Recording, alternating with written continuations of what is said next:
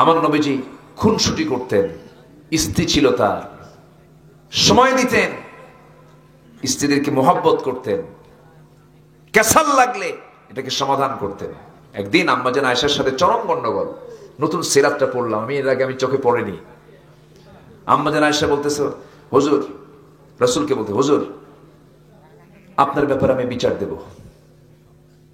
চিন্তা করেন, আপনি আমার প্রতি অবিচার করছেন, আমি আপনার বিচার চাই।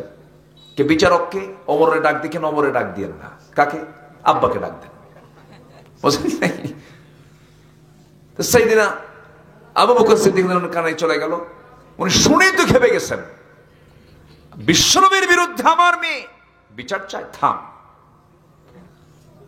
ওই বাড়িতে ঢুকেই মারার জন্য রওনা দিয়েছেন, ওইদিকে তারা তেড়ে গেছেন, তোকে আজকে মেরে ফেলবো আজকে। আম্মাজান আয়েশা তার আব্বার এই ভূমিকা দেখে মারছে দৌড়, এক দৌড়ে নবীর পিছনে দাঁড়ায় গেছে। রাসূল বললেন, আবু বকর, বিচারের জন্য ডাকলাম আপনারে, আমি তোমাকে বিচারের জন্য ডাকলাম, তোমাকে আমি কি মারতে কইছি? আগে বিচারটা করো।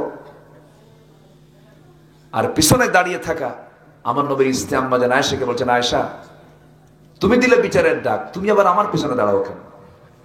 আমি তো আসামি, আমি কি আসামি? আমার নবীজি কি সুন্দর করে পরিবারের সঙ্গে কথা বলেছেন, কি